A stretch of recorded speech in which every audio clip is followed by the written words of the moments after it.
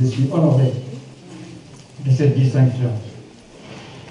Car me dire que je suis africain, ça pourrait paraître une tautologie, une évidence, mais dit de cette façon et dans ces conditions, cela veut dire, je crois, que je reste fidèle à l'Afrique et que je suis décidé à vous soutenir dans votre effort de travailler pour le développement de l'Afrique, pour plus d'indépendance de l'Afrique, pour l'indépendance de l'Afrique, pour le développement de l'Afrique à travers les sciences et les technologies, à travers le savoir en particulier. Vous êtes des intellectuels. Et les intellectuels sont au centre de l'histoire, même si souvent ils l'ignorent. Aucune révolution ne s'achève si elle n'est reprise par les intellectuels.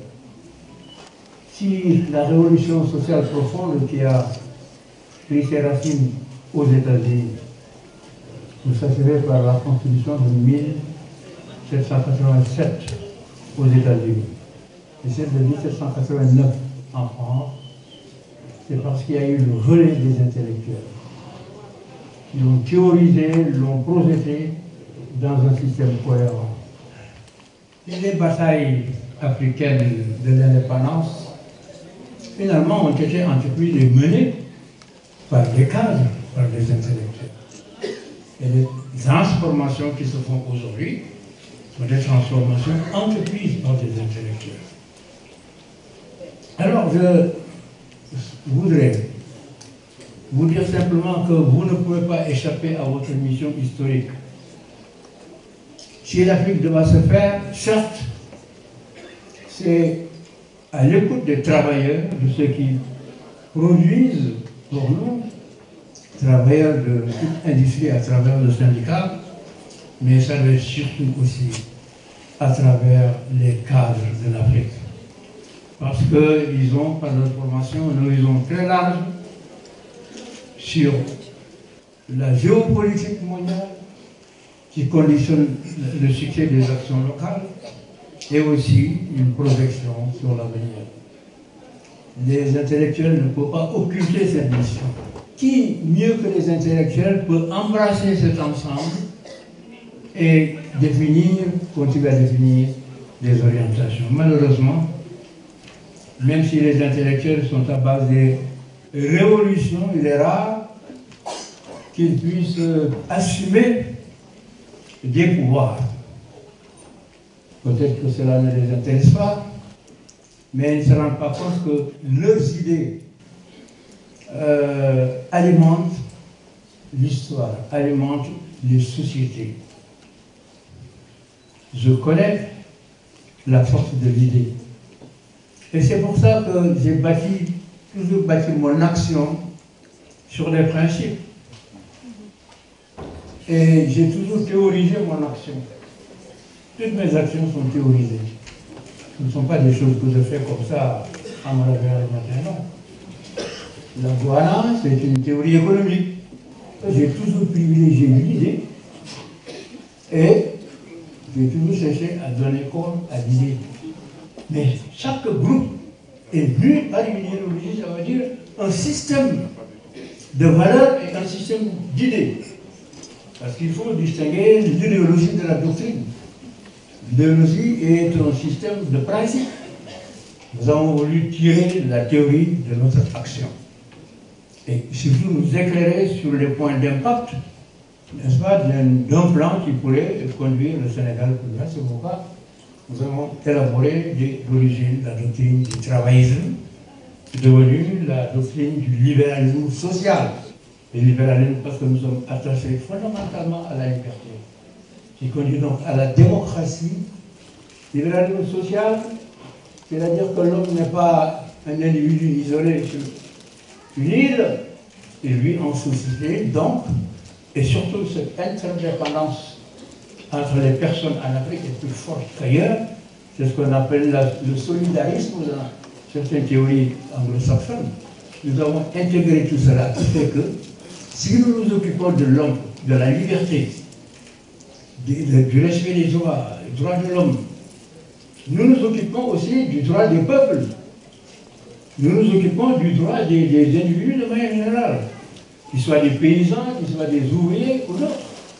Et c'est pourquoi notre action ne peut pas ne pas être orientée vers la satisfaction des revendications et des masses. Je voudrais vous faire quelques suggestions, quelques propositions que vous intégrerez dans votre programme de travail.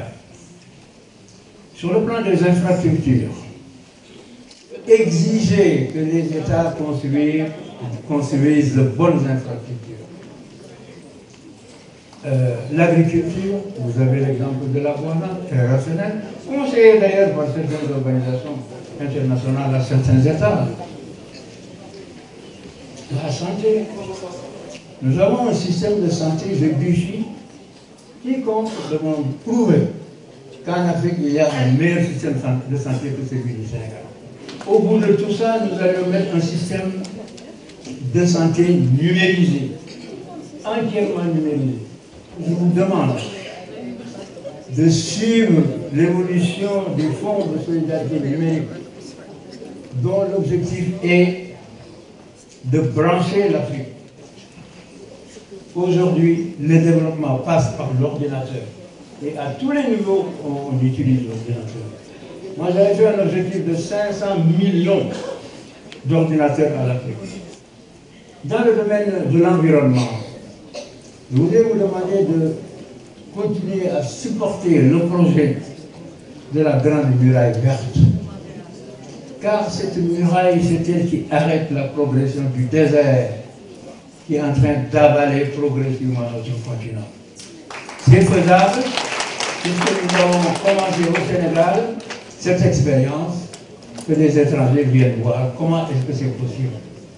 Pour l'énergie, je dis que l'Afrique doit s'orienter vers le solaire. Nous avons le plus de soleil dans le monde, les zones les plus ensoleillées du monde. C'est de l'énergie qui a un coût au départ, mais qui à la longue devient de l'énergie gratuite. Il y a des projets que vous devez entreprendre sur le plan de l'environnement.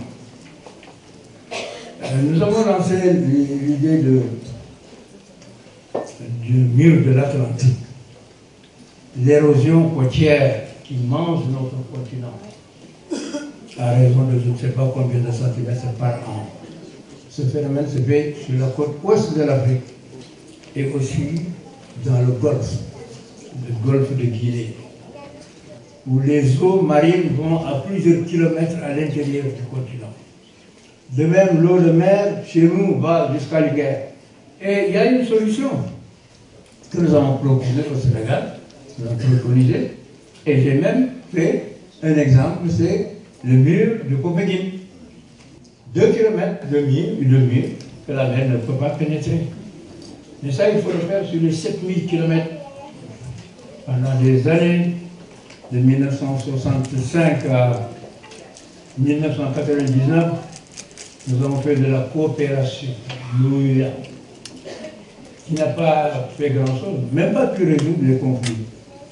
Depuis, nous avons institué l'Union africaine, qui piétine,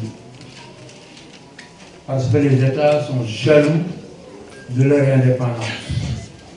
Mais j'ai présenté un projet, après avoir réfléchi sur tout ça, un projet qui élimine toute objection, que j'ai présenté à la CEDEAO, à un panorama de quelques 6 ou 7 chefs d'État qui l'ont approuvé et qui résout tous les conflits. Je voudrais m'en arrêter là et vous dire, vous les intellectuels, qu'il faut essayer d'organiser le débat idéologique en Afrique. Que ceux qui sont des socialistes se regroupent dans un courant socialiste, mais que ceux qui sont des libéraux sociaux se rangent dans un courant panafricain. Ainsi, nous aurons 2 courants qui dialoguent. Aux États-Unis, ça existe. Ici, ça existe. Les internationales existent. Mais en Afrique, chaque État va tout seul. Non, il faut que ceux qui se ressemblent s'assemblent.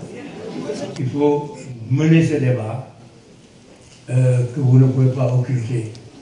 Sinon, les autres vous envahiront et vous ne pourrez rien prévoir si vous ne dominez pas par la réflexion, l'évolution des problèmes et pour la compréhension, n'est-ce pas, de l'avenir. Je termine en vous disant que je suis très fier de cette distinction remise par des intellectuels. Les intellectuels décidés à sauver l'Afrique, à construire l'Afrique, à construire l'unité de l'Afrique à travers un certain nombre de principes. Des intellectuels qui ont conscience que l'Afrique a des réserves, des ressources humaines extrêmement importantes dans tous les domaines. Alors, dans des commissions techniques, vous traiterez l'ensemble de ces problèmes.